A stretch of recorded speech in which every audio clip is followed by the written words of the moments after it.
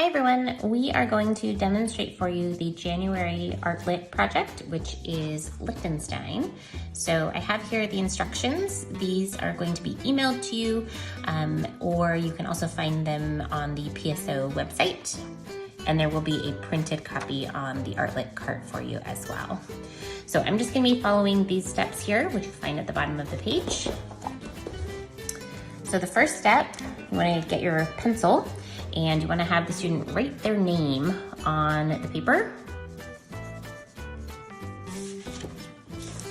And then they'll turn it over and that then becomes the back of their paper. So your first step is to draw the clouds. So about 1 or 2 finger spaces from the top of the paper, they're going to draw a wavy line. And this can be as wavy or as straight as they want it to be. Then about a finger space or 2 below that line, they're going to draw another wavy line. And it doesn't necessarily need to match the wavy line that was above. Can if they want it to, it doesn't have to. Then we're gonna go to the bottom of the page and go about 3 to 4 finger spaces from the bottom of the page. And you're going to start from the edge here and draw what will become either the land or the water, whatever they want it to be, and kind of draw like a curved line extending over to the other side of the page. Then find roughly the middle or the highest point, somewhere in there, of that curved line that they just drew, and then draw another curved line extending out to the side of the page. And again, they can do it however they want it to look. Then from there, they can also add in some smaller lines to create kind of like bubbles or waves or some sort of additional interest in the bottom of their paper if they want. So something kind of along these lines. They certainly don't have to do this, but they can if they want to. Now we're up to step 6. So you're gonna find where these 2 initial curvy lines met, and they're gonna wanna draw what it will become about a half circle. So starting over here, they can draw a half circle that reaches over to the other curvy line, and that is going to be the sun. Now, the last step of the drawing part is we're gonna draw the sun's rays. So starting over here at the edge of your half circle, you're gonna draw a straight line out to the edge of the paper, or depending on the scale, it may just reach up to the clouds, and then go about a finger space apart again, draw another line out, and you'll continue this all the way around the sun. And this will extend either to the clouds or to the edge of the page, again, depending on kind of the scale and where their sun is positioned. So once that is drawn, they'll take their Sharpie when they're happy with how it looks in pencil, and they're just going to trace over the pencil lines. It's okay if there is some that is not overlapped exactly. They can always go back and erase it.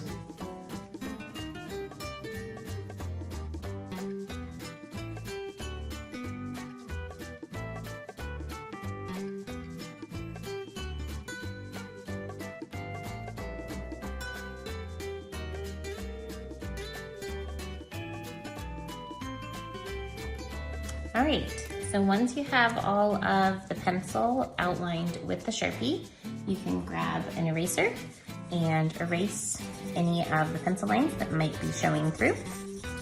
The colored watercolor pencils that we'll be using don't do a great job of covering up the pencil, so if there is any showing, good idea to erase it at this point.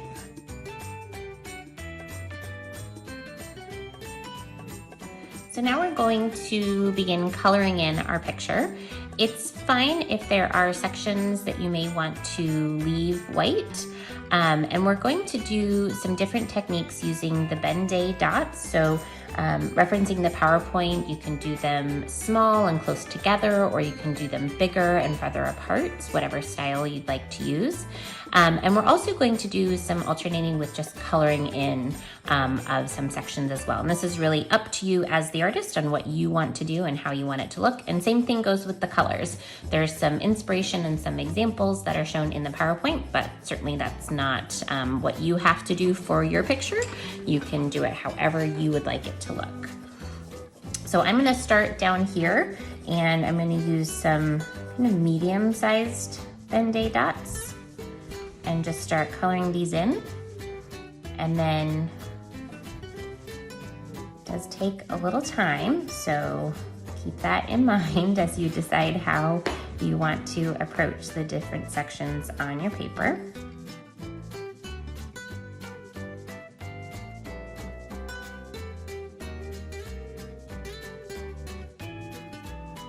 And once we're done coloring, whether it's with Ben-Day dots or just coloring in certain sections, then we'll move on to using some water on our paintbrush to kind of smooth out these sections. The dots certainly won't go away altogether, but it will help blend the color.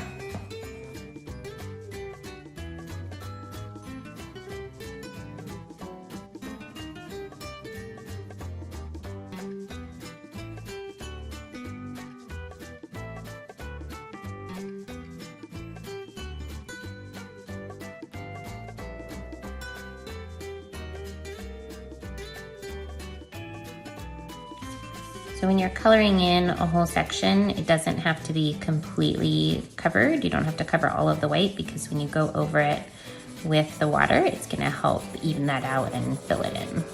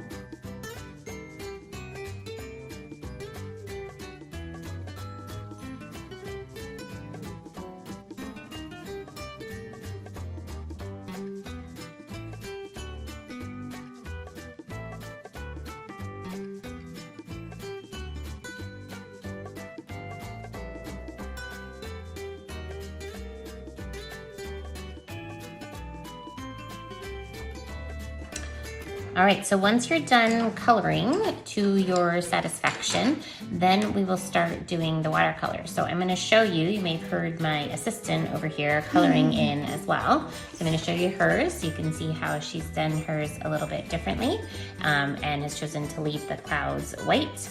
And she did coloring in and Ben-Day dots differently than I did, which is great. So now we are going to take our paintbrush and some water. You don't need a lot of water. You really just need to dip your brush in a little bit, and you can also use a paper towel to shake off the excess. And what would probably be a good idea at this point, if you haven't already, is to put a piece of paper or some sort of placemat or something like that underneath your artwork, just because you might get over the edge, since we've gone all the way to the edge of the paper, I should say. So, all right, we're going to start now. One of the things here, there's not a whole lot of rules as far as when you're painting, other than try not to get it too wet. It's not going to help your picture in any way. And also keep the sections in the sections, otherwise the colors will bleed, which may not be the effect that you're going for.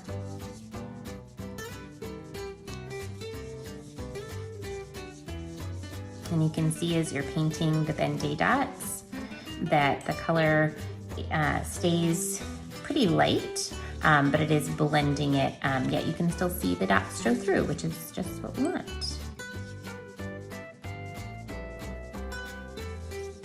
And I would recommend rinsing your brush and then also maybe wiping it off when you're moving to another colored section.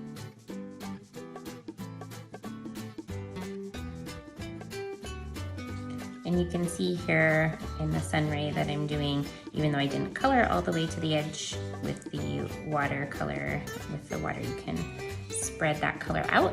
If you want it to be a really deep, bright, or dark color, you'll want to color a little bit more. But if you want it to be a little bit lighter, of course you can color less, and the water will just help even that out.